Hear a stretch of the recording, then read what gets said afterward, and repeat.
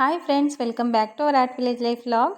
ಇವತ್ತು ಬೆಳಗ್ಗೆಯಿಂದನೇ ನನ್ನ ವ್ಲಾಗ್ನ ಸ್ಟಾರ್ಟ್ ಮಾಡ್ತಿದ್ದೀನಿ. ಇವತ್ತು ಬೆಳಗ್ಗೆನೇ ಎದ್ಬಿಟ್ಟು ಮನೆಯೆಲ್ಲ ಕ್ಲೀನ್ ಮಾಡಿಕೊಂಡು ಫಸ್ಟೇ ಪೂಜೆ ಎಲ್ಲ ಮುಗಿಸ್ಕೊಂಡೆ. ತಿಂಡಿಗಿಂತ ಮುಂಚೆನೇ ಮನೆ ಕ್ಲೀನಿಂಗ್ ಮತ್ತು ಪೂಜೆ ಎಲ್ಲ ಮುಗಿಸ್ಕೊಂಡು ಆಮೇಲೆ ತಿಂಡಿಗೆ ಮಾಡ್ಕೊಳ್ಳೋಣ ಅಂತ ಹೇಳಿಬಿಟ್ಟು ತಿಂಡಿಗೆ ರೆಡಿ ಮಾಡ್ಕೊತಾ ಇದ್ದೀನಿ. ಇನ್ನು ಇವತ್ತು ಮಸಾಲ ಮಾವಿನಕಾಯಿ ಚಿತ್ರಾನ್ನ ಮಾಡ್ಕೊಳ್ಳೋಣ ಅಂತ. ಅದಕ್ಕೆ ಫಸ್ಟು ಚಿತ್ರಾನ್ನ ಮಾಡ್ಕೊಳ್ಳೋದಕ್ಕೆ ಅನ್ನನ ಓಪನ್ ಈ ಥರ ಒಲೆಲೇ ಬೇಯಿಸ್ಕೊತಾ ಇದ್ದೀನಿ. ಕುಕ್ಕರಲ್ಲಿ ಮಾಡಿಕೊಂಡ್ರೆ ಸ್ವಲ್ಪ ಅಂಟಂಟು ಆಗಿಬಿಡುತ್ತೆ. ಹಾಗಾಗಿ ಈ ಥರ ಓಪನ್ ಪಾತ್ರೆಯಲ್ಲೇ ಮಾಡಿಕೊಂಡ್ರೆ ಒಂಥರ ಉದ್ರುದ್ರಾಗಿ ಬರುತ್ತೆ. ಹಾಗೆ ಮನೆ ಅಕ್ಕಿನ ಬಳಸ್ತಾ ಇರೋದ್ರಿಂದ ನಾನು ಈ ಥರ ಅನ್ನನ ಬಸ್ಕೋತಾ ಇದ್ದೀನಿ. ಗಂಜಿನ ಸಪ್ರೇಟ್ ಮಾಡಿಬಿಟ್ಟು ಬಸ್ಕೋತಾರಲ್ವ, ಆ ಥರ ಬಸ್ಕೊಂಡು ಮಾಡ್ಕೊಳ್ಳೋಣ ಅಂತ ಹೇಳಿಬಿಟ್ಟು. ಇನ್ನು ಮಾವಿನಕಾಯಿ ಸೀಸನಲ್ಲಿ ಮಾವಿನಕಾಯಿ ಚಿತ್ರಾನ್ನ ಆಗಿರ್ಬೋದು, ಮಾವಿನಕಾಯಿ ಚಟ್ನಿ ಆಗಿರ್ಬೋದು, ಅಥವಾ ಉಪ್ಪಿನಕಾಯಿ ಆಗಿರ್ಬೋದು ಮಾಡ್ಕೊಳ್ಳಿಲ್ಲ ಅಂದರೆ ಆ ಮಾವಿನಕಾಯಿ ಸೀಸನ್ ಕಂಪ್ಲೀಟ್ ಆದಾಗೆ ಅನಿಸಲ್ಲ. ಹಾಗಾಗಿ ಇವತ್ತು ಇದನ್ನ ಚಿತ್ರಾನ್ನ ಮಾಡ್ಕೊತಾ ಇದ್ದೀನಿ. ಇನ್ನು ಈ ಕಡೆ ಅನ್ನ ಮಾಡೋದಕ್ಕೆ ನೀರು ಕೂಡ ಬಿಸಿ ಆಯಿತು. ಹಾಗಾಗಿ ಅಕ್ಕಿನ ಕೂಡ ಹಾಕ್ಕೊಂಡೆ.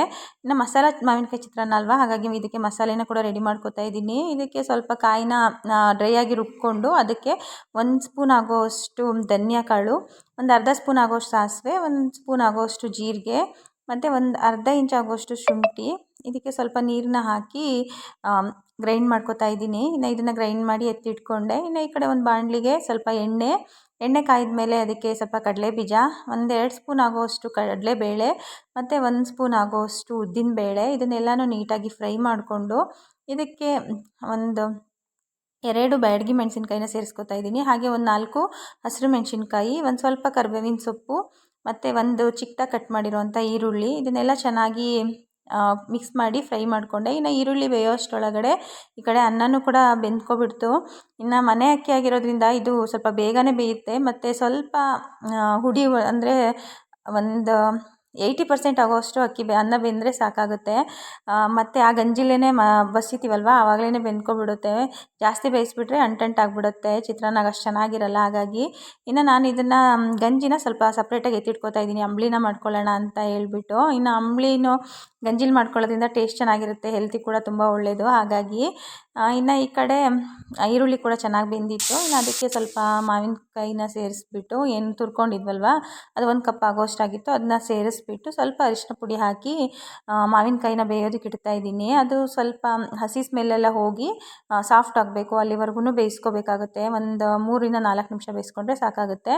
ಇನ್ನು ಅದಕ್ಕೆ ನಾವು ಏನು ರುಬ್ಕೊಂಡಿದ್ವಲ್ವ ಮಸಾಲೆ, ಅದನ್ನು ಸಹ ಸೇರಿಸ್ಕೊತಾ ಇದ್ದೀನಿ.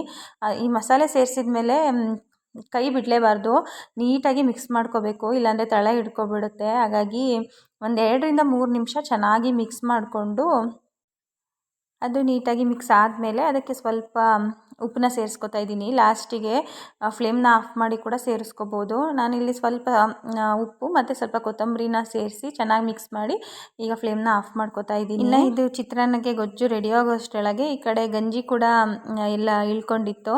ಅದನ್ನು ಅನ್ನನ ಎತ್ಬಿಟ್ಟು ಅದನ್ನು ನೀಟಾಗಿ ಮಿಕ್ಸ್ ಮಾಡ್ಕೊತಾ ಇದ್ದೀನಿ, ಗಂಟಿಲ್ದೇ ಇರೋ ಥರ. ಈ ಥರ ಬಸಿದ ಮೇಲೆ ಸ್ವಲ್ಪ ಗಂಟಾಗಿರುತ್ತೆ, ಅದನ್ನು ಬಿಡಿಸ್ಕೊಂಡ್ರೆ ಸಾಕಾಗುತ್ತೆ. ಹಾಗಾಗಿ ಈ ಥರ ಫಸ್ಟೇ ಬಿಡಿಸ್ಕೊಂಡ್ರೆ ಚಿತ್ರಾನ್ನಕ್ಕೆ ಮಿಕ್ಸ್ ಮಾಡೋದಕ್ಕೆ ಈಸಿ ಆಗುತ್ತೆ. ಹಾಗಾಗಿ ನಾನು ಮಿಕ್ಸ್ ಮಾಡ್ಕೊತಾ ಇದ್ದೀನಿ. ಯಾರಿಗಾರು ಅಂಟಾಗುತ್ತೆ ಅನ್ನೋಗಿದ್ದರೆ ಬೇಯೋ ಟೈಮಲ್ಲಿ ಸ್ವಲ್ಪ ಎಣ್ಣೆನ ಸೇರಿಸ್ಕೋಬೋದು, ಅಥವಾ ಬೆಂದಾದಮೇಲೆ ಈ ಥರ ಮಿಕ್ಸ್ ಮಾಡೋ ಟೈಮಲ್ಲಿ ಕೂಡ ಎಣ್ಣೆನ ಸೇರಿಸ್ಕೋಬೋದು. ಆಗ ಅನ್ನ ಸ್ವಲ್ಪ ಅನಿಸಲ್ಲ ಮತ್ತು ಹುಡಿಯಾಗಿರುತ್ತೆ. ನನಗೆ ಹುಡಿನೇ ಇತ್ತು, ಹಾಗಾಗಿ ನಾನು ಎಣ್ಣೆನ ಸೇರಿಸ್ಕೋತಾ ಇಲ್ಲ. ಇನ್ನು ಏನು ಅನ್ನ ಮಾಡ್ಕೊಂಡಿದ್ವಲ್ವ ಅದನ್ನು ಈ ಚಿತ್ರಾನ್ನದ ಗೊಜ್ಜಿಗೆ ಹಾಕಿಬಿಟ್ಟು ಚೆನ್ನಾಗಿ ಮಿಕ್ಸ್ ಮಾಡ್ಕೋಬೇಕು. ಈ ಥರ ಚೆನ್ನಾಗಿ ಎಲ್ಲನೂ ಮಸಾಲೆ ಅನ್ನಕ್ಕೆ ಮಿಕ್ಸ್ ಆಗೋ ಥರ ಒಂದು ಕಡೆಯಿಂದ ನೀಟಾಗಿ ಮಿಕ್ಸ್ ಮಾಡ್ಕೋಬೇಕು. ಇನ್ನು ಚಿತ್ರಾನ್ನ ಕೂಡ ರೆಡಿ ಆಯಿತು. ಇನ್ನು ಅಂಬಲಿ ಮಾಡಿದ್ನಲ್ವ ಅದು ಸ್ವಲ್ಪ ತಣ್ಣಗಿದ್ರೆ ತುಂಬ ಚೆನ್ನಾಗಿರುತ್ತೆ ಟೇಸ್ಟು. ಹಾಗಾಗಿ ಅದನ್ನು ಒಂದು ಅಗಲವಾದ ಪಾತ್ರೆಗೆ ಹಾಕಿಬಿಟ್ಟು ಅದಕ್ಕೆ ಸ್ವಲ್ಪ ಉಪ್ಪು ಮತ್ತು ಸ್ವಲ್ಪ ಮೊಸರನ್ನ ಸೇರಿಸಿ ನೀಟಾಗಿ ಮಿಕ್ಸ್ ಮಾಡ್ತಾಯಿದ್ದೀನಿ. ಇದೆಷ್ಟು ಚೆನ್ನಾಗಿರುತ್ತೆ ಅಂದರೆ ಟೇಸ್ಟ್ ಅಂತೂ ತುಂಬ ಚೆನ್ನಾಗಿರುತ್ತೆ. ಮತ್ತು ಅದ್ರ ಜೊತೆ ಸ್ವಲ್ಪ ಮಾವಿನಕಾಯಿ ಉಪ್ಪಿನಕಾಯಿ ಕೂಡ ಮಾಡ್ಕೊಂಡಿದ್ದೆ. ಅಂಬಲಿ ಮತ್ತು ಮಾವಿನಕಾಯಿ ಉಪ್ಪಿನಕಾಯಿ ತಿಂತಾಯಿದ್ರೆ ಅಂತೂ ನಿಜವಾಗ್ಲೂ ಬಾಯಲ್ಲಿ ನೀರು ಬರುತ್ತೆ, ಅಷ್ಟು ಚೆನ್ನಾಗಿರುತ್ತೆ. ಇನ್ನು ಅಂಬಲಿನ ಖಾಲಿ ಹೊಟ್ಟೆಲಾಗಿರ್ಬೋದು ಅಥವಾ ಊಟ ಆದಮೇಲೆ ಯಾವಾಗ ಬೇಕಿದ್ರೂ ತೊಗೋಬೋದು. ಬಾಡಿಗಂತೂ ತುಂಬ ಒಳ್ಳೆಯದು ಮತ್ತು ತಂಪು ಕೂಡ. ಹಾಗಾಗಿ ನಾನು ಸಾಮಾನ್ಯ ಡೈಲಿ ಮಾಡ್ಕೋತೀನಿ. ಇನ್ನು ತಿಂಡಿ ಎಲ್ಲ ಮುಗಿಸ್ಕೊಂಡು ಇವರು ಹೊರಗಡೆ ಏನು ಚೆಂಡು ಹಾಕಿದ್ವಲ್ವ ಅಲ್ಲಿ ನೀರು ಬಿಡ್ತಾಯಿದ್ರು, ಹಾಗಾಗಿ ನಾನು ಕೂಡ ಅಲ್ಲಿ ಬಂದೆ. ಏಕೆ ಇನ್ನೆಷ್ಟು ಚೆನ್ನಾಗಿ ಹುಟ್ಟಬೇಕು?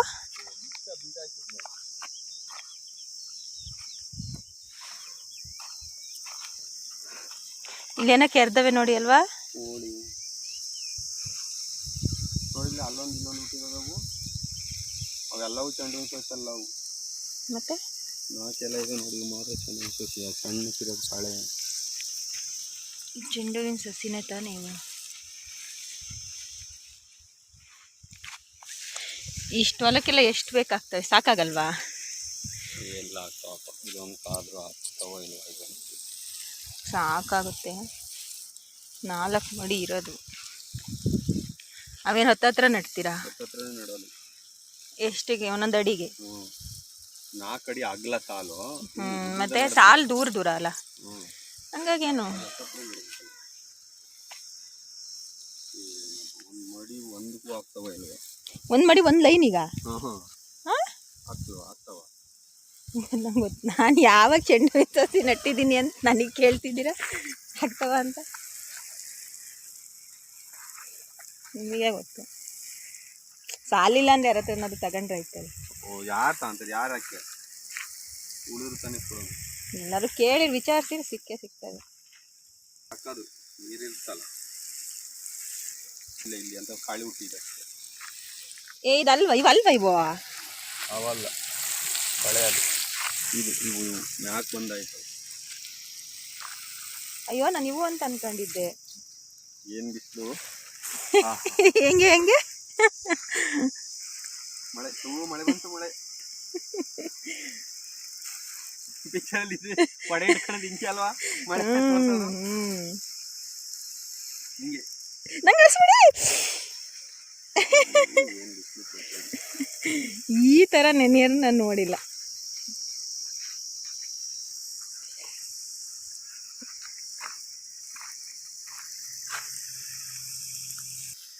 ನವಿಲು ಕೋಳಿ ಏನು ಕೆರೆದಿಲ್ಲ ಅಲ್ವಾ?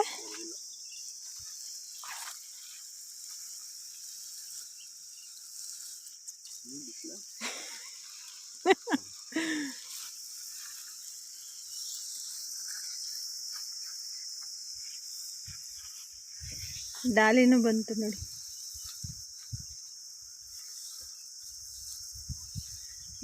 ಜೋಳ ಇದು ಕುಯ್ದಕ್ಕಕ್ಕೆ ಬಂದಿತ್ತಾ ದನಿಗೆ?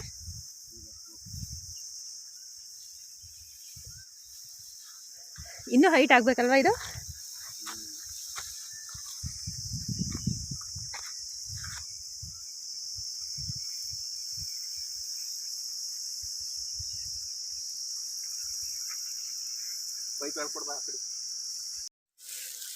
ಈಗ ನಾನು ನೀರು ಬಿಡ್ತಾ ಇದ್ದೀನಿ, ಅವರಲ್ಲಿ ಪೈಪ್ ಏನೋ ಕಿತ್ಕೊಂತು ಅಂತ ಹೋಗಿದ್ದಾರೆ. ಇಷ್ಟು ಬಿಸಿಲಿದೆ ಅಂದರೆ, 2 ದಿನ ಮಳೆ ಬಂದಿಲ್ಲ ಅಂದ್ರೂ ಫುಲ್ ಗಿಡಗಳೆಲ್ಲ ಒಣಗೋಗ್ಬಿಡುತ್ತೆ. ಹಾಗಾಗಿ ಸ್ವಲ್ಪ ಈ ಬಿಸಿಲಲ್ಲಿ ಸ್ವಲ್ಪ ಈ ಥರ ಮೇಲೆ ಹದ ಮಾಡಿದ್ರೆ ಒಣಗಲ್ಲ. ಇನ್ನು ಕೆಳಗಡೆ ಹದ ಇರುತ್ತೆ, ಮೇಲೊಂಚೂರು ಹದ ಮಾಡಬೇಕಷ್ಟೇ. ಫುಲ್ ನೆನ್ಕೊಂಡು ಬಂದರು.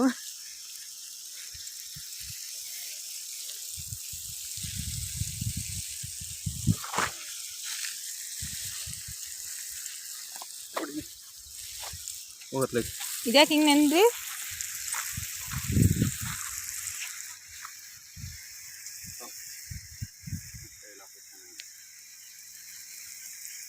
ಅವು ದೊಡ್ಡ ಗಿಡ ಸ್ವಲ್ಪ ಉದ್ದ ಆಗಲಿ ತಡೀರಿ, ಫುಲ್ ಎಲ್ಲ ಕವರ್ ಆಗುತ್ತೆ. ಈ ಕಡೆಯಿಂದ ನೋಡಿ ಹೆಂಗೆ ಕಾಣಿಸುತ್ತೆ ಅಂತ.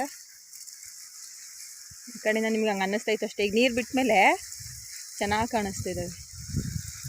ಆ ಫಸ್ಟ್ನೇ ಸಾಲಕ್ಕೆ ಫಸ್ಟ್ನೇ ಮಡಿಲಿ ಅಷ್ಟು ಚೆನ್ನಾಗಿ ಹುಟ್ಟಿಲ್ಲ, ಇವರಲ್ಲಿ ಚೆನ್ನಾಗಿದ್ದಾವೆ.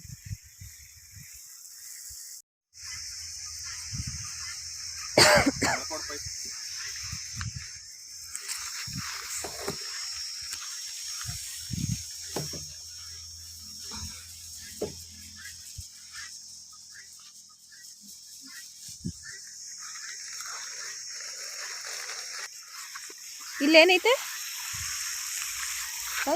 ಸಾವಿರ ಗಿಡ.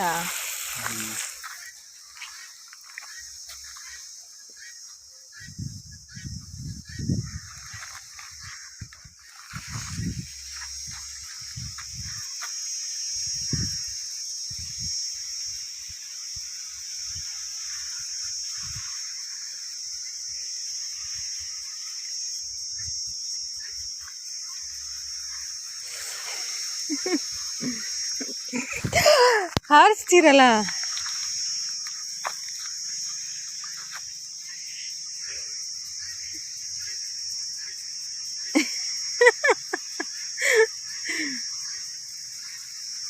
ನನಗೆ ಈ ಥರ ಸ್ನಾನನೇ ಮಾಡೋಕ್ಕಾಗಲ್ವಲ್ಲ, ಈ ಥರ ನೀರಲ್ಲಿ ನೆನೆಯೋಕ್ಕೆ ಆಗಲ್ಲ, ಒಂಥರ ಆಗುತ್ತೆ.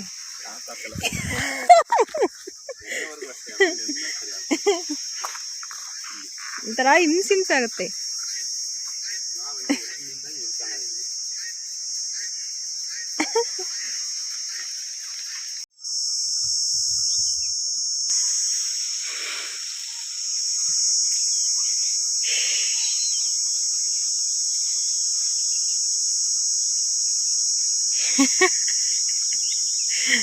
ಫುಲ್ ಥಂಡಿ. ನಿಮಗೇನು ಅನ್ನಿಸ್ತಿಲ್ವಾ? ಬಿಸಿಲು ಅನ್ನಿಸ್ತಾ ಇದೆ. ವಾಷರ್ ಸರಿ ಇಲ್ಲ, ಅದೊಂದು ಪೈಪ್ ಕಿತ್ತಕ್ಕೆ ನೋಡಿ. ಹಿಂದ್ಗಡೆಗೆ ಹೋಗಿ ಗೇಟ್ ವಾಲ್ ಆನ್ ಮಾಡೋದು ಬೈಲಿ.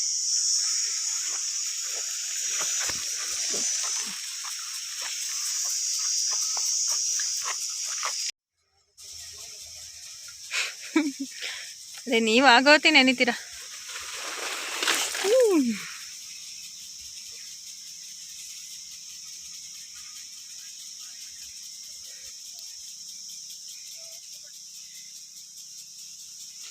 ಅದೇನೋ ಜೆಟ್ ಸರಿ ಇಲ್ಲ ಅಂತೇಳಿ ಸರಿ ಮಾಡ್ತಿದ್ದಾರೆ. ನಿಜವಾಗ್ಲೂ ನನಗೆ ಈ ನೀರಲ್ಲಿ ಹಿಂಗೆಲ್ಲ ನೆನೆಯೋದು ಅಂದರೆ ಆಗಲ್ಲ. ಅವರಿಗೆ ತುಂಬ ಇಷ್ಟ ಈ ಥರ ನೀರಲ್ಲೆಲ್ಲ ನೆನೆಯೋದು ಅಂದರೆ. ಅದು ಈ ಬಿಸಿಲಲ್ಲಿ ನಾವು ಒಳಗಡೆ ಎಲ್ಲ ಹೋಗ್ತೀವಲ್ಲ, ಹಿಂಸೆ ಆದಂಗೆ ಆಗುತ್ತೆ. ಅವ್ರು ಹೊರಗಡೆನೇ ಇರ್ತಾರಲ್ವ, ಹಾಗಾಗಿ ಅವ್ರಿಗೆ ಚೆನ್ನಾಗಿರುತ್ತೆ, ನಮಗೆ ಸ್ವಲ್ಪ ಹಿಂಸೆ ಆಗುತ್ತೆ.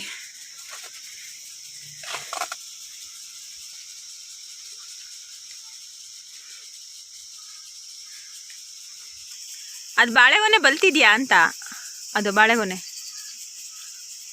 ಇವರಂತೂ ಫುಲ್ ನೆಂದೋಗ್ಬಿಟ್ರು, ಬಿಸಿಲಲ್ವಾ, ಹಾಗಾಗಿ ನನಗೆ ನೆನೆಯೋದಕ್ಕೆ ಇಷ್ಟ ಅಂತ ಹೇಳಿ. ಮತ್ತು ಬಿಸಿಲು ಕೂಡ ಇದ್ದಿದ್ದರಿಂದ ಬಾಡಿ ಡಿಹೈಡ್ರೇಷನ್ ಆಗುತ್ತಲ್ವ, ಹಾಗಾಗಿ ಈ ಥರ ಜ್ಯೂಸನ್ನ ಮಾಡ್ಕೋತೀವಿ. ಸಾಮಾನ್ಯ ಈ ಥರ ಜ್ಯೂಸನ್ನ ಮಾಡಿಕೊಂಡ್ರೆ ಎನರ್ಜಿ ಕೂಡ ಸಿಗುತ್ತೆ, ಹೆಲ್ತಿಗೆ ಕೂಡ ತುಂಬ ಒಳ್ಳೆಯದು. ಮತ್ತು ಬಾಡಿ ಕೂಡ ಕೋಲ್ಡ್ ಆಗುತ್ತೆ, ಹಾಗಾಗಿ ಮತ್ತು ನಮಗೆ ಎನರ್ಜಿ ಕೂಡ ಅವಶ್ಯಕತೆ ಇತ್ತು. ಏನಕ್ಕೆ ಅಂದರೆ ಸ್ವಲ್ಪ ಕೆಳಗಡೆ ಹೊಲ ಇತ್ತು, ಅಲ್ಲಿ ಜೋಳ ಹಾಕೋಣ ಅಂತೇಳಿ. ಇನ್ನು ಊಟಕ್ಕೆ ಟೈಮ್ ಆಗಿರಲಿಲ್ಲ. ಮತ್ತು ಈ ಮಧ್ಯೆ ಏನಾದರೂ ಜೋಳ ಹಾಕ್ತಿರ್ಬೇಕಾದ್ರೆ ಸುಸ್ತಾಗುತ್ತಲ್ವ, ಹಾಗಾಗಿ ಜ್ಯೂಸನ್ನ ಮಾಡಿಕೊಂಡು ಜ್ಯೂಸ್ ಕುಡಿದ್ಬಿಟ್ಟು ಆಮೇಲೆ ಜೋಳ ಹಾಕೋದಕ್ಕೆ ಸ್ಟಾರ್ಟ್ ಮಾಡಿದ್ವಿ. ಫಸ್ಟ್ ಜೋಳ ಎಲ್ಲ ಹಾಕಿ ಆಮೇಲೆ ಬಂದು ಊಟ ಮುಗಿಸ್ಕೊಂಡೋಗಿ ಮತ್ತು ಗೊಬ್ಬರ ಎಲ್ಲ ಬಿತ್ತಿ ಇವರು ಮರ ಹೊಡಿತಾಯಿದ್ರು ಲಾಸ್ಟಿಗೆ. ಇನ್ನು ನನಗೂ ಅಷ್ಟೊತ್ತಿಗೆ ಫುಲ್ಲು ಗೊಬ್ಬರ ಎಲ್ಲ ಬಿತ್ತೋತ್ತಿಗೆ ಫುಲ್ ಬಾಯಾರಿಕೆ ಆಗೋಗ್ಬಿಡ್ತು. ಈ ಥರ ಹೊಲ್ದ ಹತ್ರ ಪೈಪಲ್ಲಿ ನೀರು ಕುಡಿಯೋದಂದರೆ ಅದೇನೋ ಒಂಥರ ಖುಷಿ. ನನಗಂತೂ ಆ ನೀರು ನೋಡಿ ಮತ್ತೆ ಎಕ್ಸ್ಟ್ರಾ ಜಾಸ್ತಿ ಬಾಯಾರಿಕೆನೇ ಆಗೋಯಿತು. ಹಾಗಾಗಿ ಎಲ್ಲ ನೀರು ಕುಡ್ಕೊಂಡು ಮನೆಗೂ ಸ್ವಲ್ಪ ನೀರು ಖಾಲಿಯಾಗಿತ್ತು, ಹಾಗಾಗಿನೇ ತಗೊಂಡು ಹೋಗೋಣ ಅಂತ ಹೇಳ್ಬಿಟ್ಟು ಮನೆಗೂ ನೀರು ತುಂಬಿಸ್ಕೊಂಡಿದ್ದೆ.